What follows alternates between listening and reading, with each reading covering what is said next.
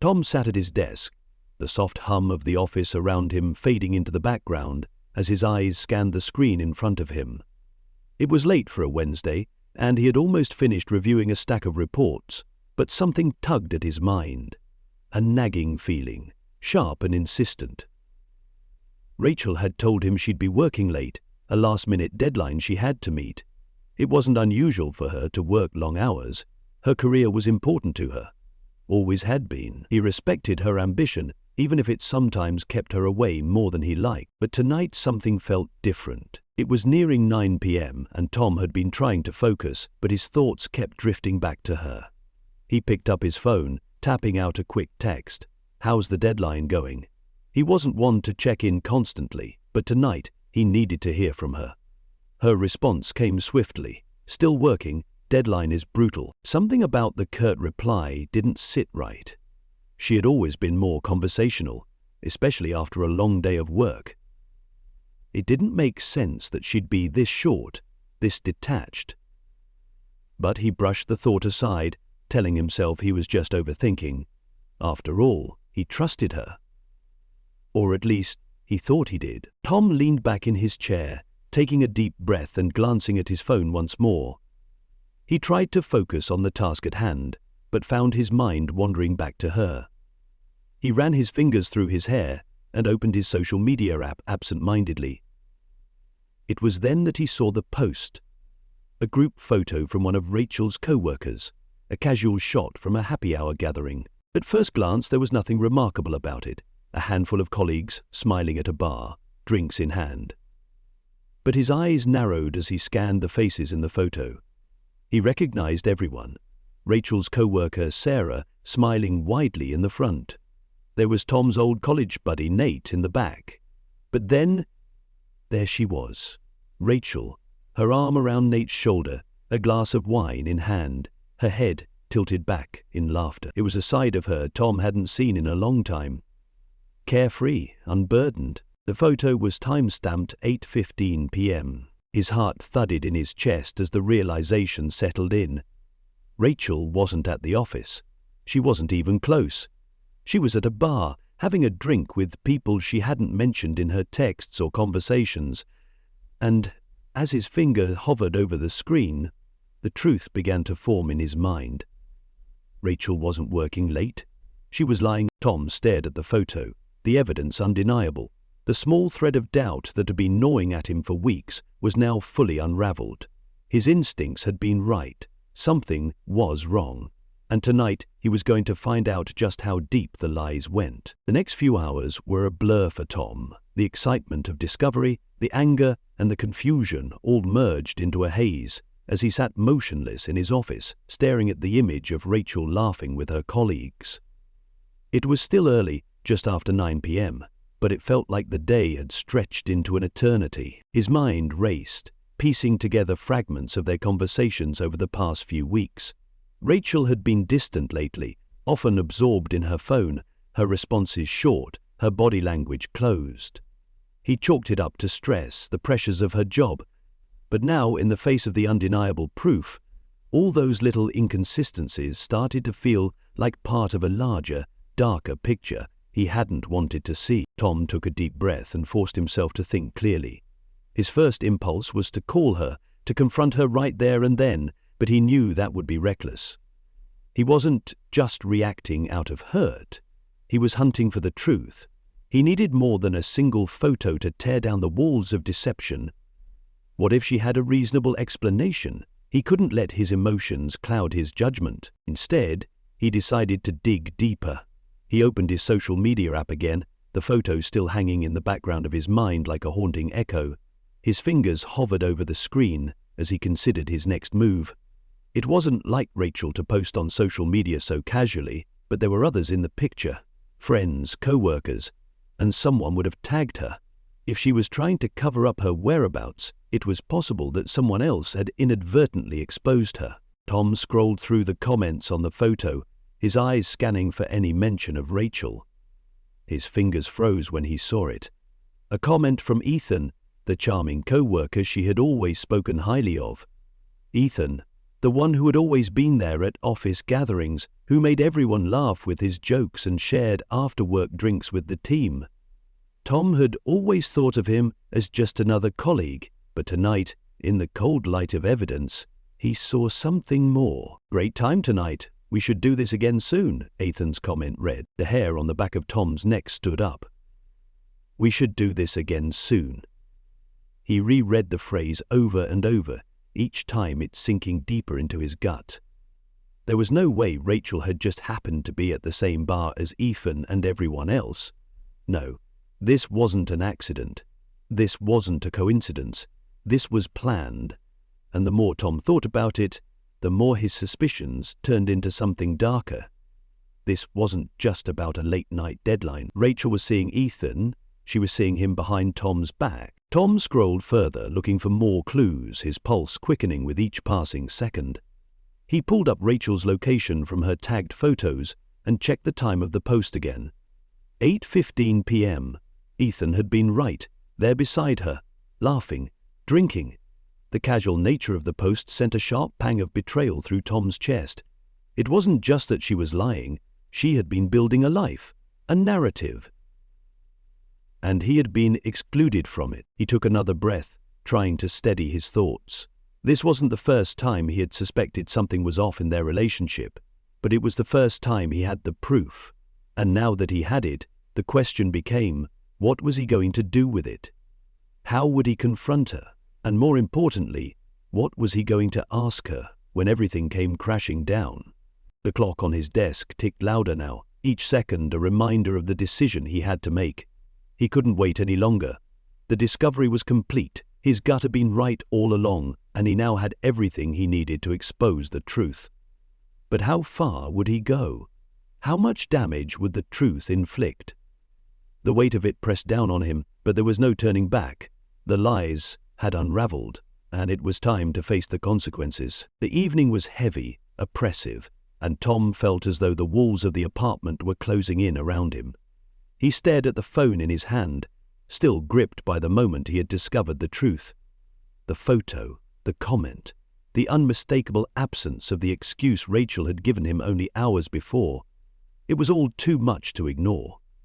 He had gathered the evidence, and now there was no more room for doubt. Rachel's car was parked in the driveway when Tom arrived home, a reminder that she had returned from her so-called late-night work, but there was no comfort in the familiar sight. Tom stood at the door for a moment, his hand resting on the knob, trying to collect himself. His pulse was still racing.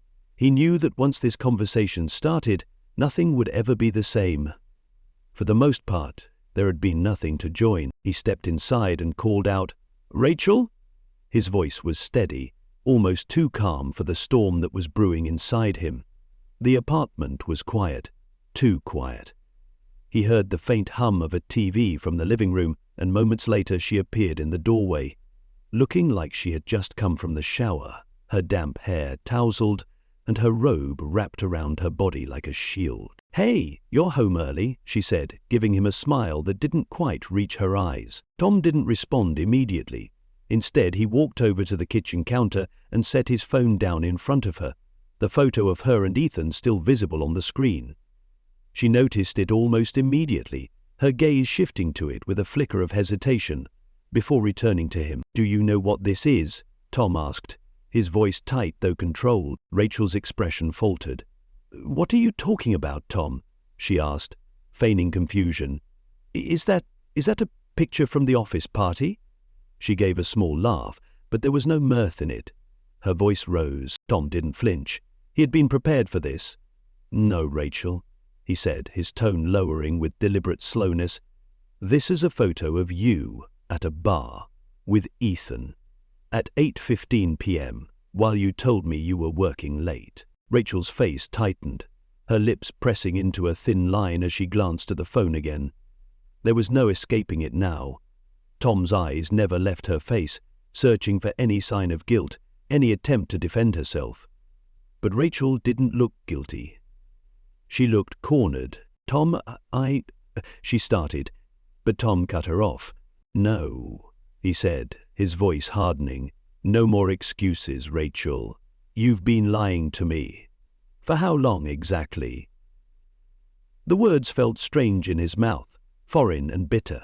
He wasn't sure when the anger had started to build, but it was here now, and it wasn't going to be contained. Rachel's eyes flickered with something, regret perhaps, but there was no real apology. Instead, she stood still for a moment, her hand clutching the edge of the kitchen counter as if steadying herself. When she spoke again, her voice was small, almost pleading. "I didn't mean for it to happen, Tom. You have to believe me," she said, her words trailing off. She was trying to pull him back, trying to remind him of the intimacy they once shared, but Tom wasn't buying it anymore. "He didn't mean for it to happen," he repeated, a bitter laugh escaping his lips. "So what, it just happened? You were working late and suddenly Ethan was there and you, what, just fell into bed with him?" His voice shook now, the hurt seeping through in ways he hadn't anticipated. He had imagined this moment 100 times, but he hadn't prepared for the reality, the stark, crushing betrayal of it all. "Oh, you won't." Rachel's face crumpled for a moment, and she finally took a step toward him, as if reaching out for the man she used to know. "I'm sorry, Tom. I never wanted to hurt you. I love you, I do, but I've been so lost in everything. Ethan, he made me feel alive again. You don't understand. It wasn't just about sex or whatever. It was about, I don't know, feeling wanted, feeling important. My career, everything. It's been so overwhelming, and I needed something outside of that." Tom's stomach twisted as he listened to her, and he could almost feel the weight of her words pressing down on him. The truth was more complicated than just infidelity. She was speaking to a need he hadn't been able to meet, a hollow space inside her that she had tried to fill with someone else. It wasn't just an affair, it was a cry for validation, a desperate attempt to find meaning in something outside of their life together. But that didn't change the fact that she had lied, that she had chosen Ethan over him. "I don't care about your excuses anymore, Rachel," Tom said, his voice steady, though the pain in his chest was raw. "You chose him over me. You lied to my face for weeks, and now I'm done." Rachel's eyes welled up with tears, and she stepped closer, her hand reaching out for him, but he took a step back. She froze, her fingers trembling in the air. "The creatures, I don't want to hear it," he said softly, but with finality. "I don't want your apologies. It's over." In that moment, as the silence stretched between them, Tom realized something. The woman he had loved, the woman he had trusted with everything, was gone, and he would never get her back. The truth was clearer now than it had ever been. The days that followed the confrontation were a blur of decisions, emotions, and actions that Tom barely had time to process. It was as though a veil had been lifted, and the world he had known, the one in which he trusted Rachel, believed in their future together, had shattered into 1,000 pieces. His body was on autopilot, moving from one task to the next, while his mind replayed the conversation over and over again, the finality of it gnawing at him. Rachel's attempts at reconciliation were feeble. She sent him texts, apologetic, pleading, each one more desperate than the last, but Tom couldn't bring himself to reply. The damage was too deep, the lies too many. He had given her the benefit of the doubt, trusted her despite his suspicions, but now trust felt like a foreign concept. Every word she spoke now felt tainted by her betrayal. A few days after their confrontation, Rachel tried to talk to him again. She showed up at the apartment unannounced, standing in the doorway with tears in her eyes, her voice breaking as she spoke. "Tom, please, I'm sorry. I know I hurt you, but we can fix this. I'll do anything. I'll change. Just give me a chance. I love you." But Tom's heart had already been torn apart. He couldn't even bring himself to look at her. Instead, he stood still, arms crossed, his gaze distant, as though the woman standing in front of him was a stranger. He had seen her naked, not just in body but in spirit, and now he couldn't unsee the cracks. The person he thought he knew was gone, replaced by someone whose lies and manipulations had eroded the foundation of their marriage. "No, Rachel," he said, his voice cold but calm. "It's too late for that.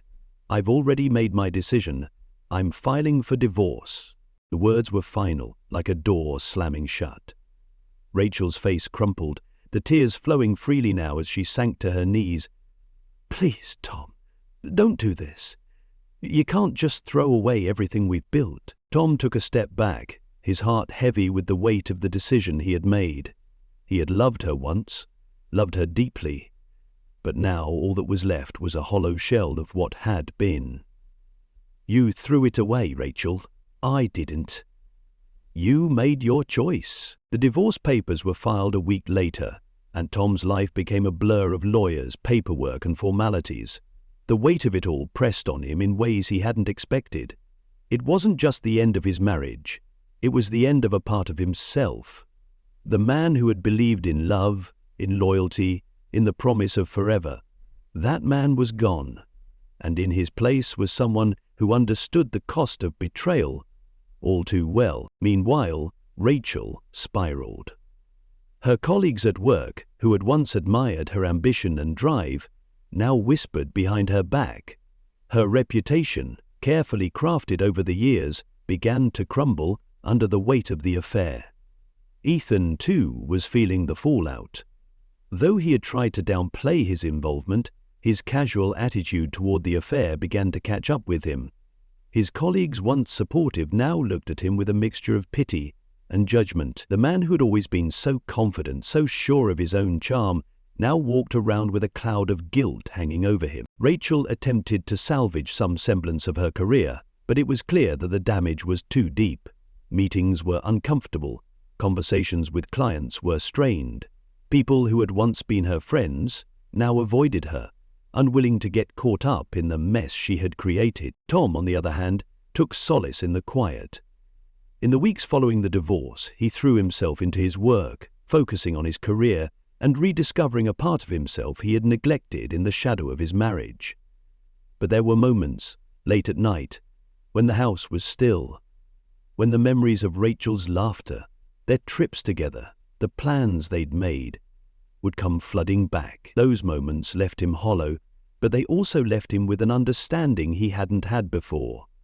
Life, as painful as it was, moved forward, and so would he. In the aftermath of the affair, Tom understood the most profound truth, that betrayal, no matter how sharp or deep, could eventually be overcome.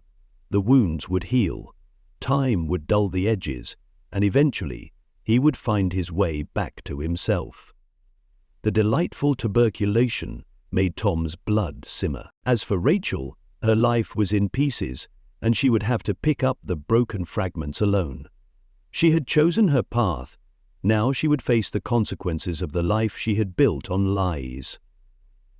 And in the quiet of the empty apartment, Tom felt a bittersweet sense of closure. It was over. The days that followed the finalization of the divorce were a mix of liberation and uncertainty for Tom. The weight that had clung to him for months, the constant ache of suspicion, the quiet gnawing pain of being betrayed, had lifted, but in its place was a cold void. There was a strange clarity in his life now, but it wasn't the freedom he'd imagined when he'd first filed for divorce. Instead, it felt like stepping into a new world where nothing felt quite as solid as it once did. Tom's friends and family rallied around him, offering support and sympathy. They told him he was strong, that he'd done the right thing, but Tom didn't feel strong. He felt empty. Each word of encouragement, each gesture of kindness, felt like a distant echo. They didn't understand. How could they? They hadn't walked through the door with him when he'd found Rachel's lies laid bare. They hadn't seen the coldness in her eyes when she tried to justify everything. The falling light faded. They hadn't watched the woman he loved crumble into someone unrecognizable. There was no quick fix for that kind of damage. But Tom kept moving forward, not because he felt any particular desire to, but because there was no other option.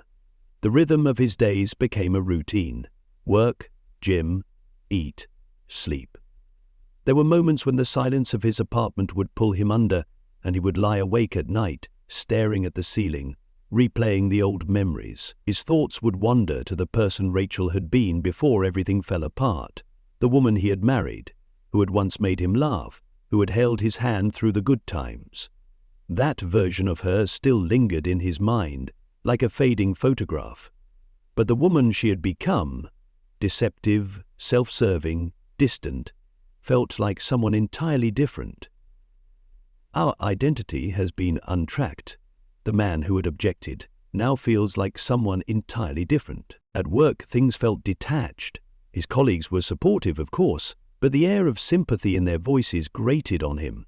They didn't know what it had felt like to be so thoroughly betrayed by someone you had trusted with your whole life. They didn't know the depth of the hurt that would linger long after the divorce papers were signed. Tom had tried to explain to his friend David one afternoon over coffee how it wasn't just the affair that had cut him. It was the lies. It was the way Rachel had slowly pulled away from him over the years, how she'd put up walls and concealed things that should have been shared.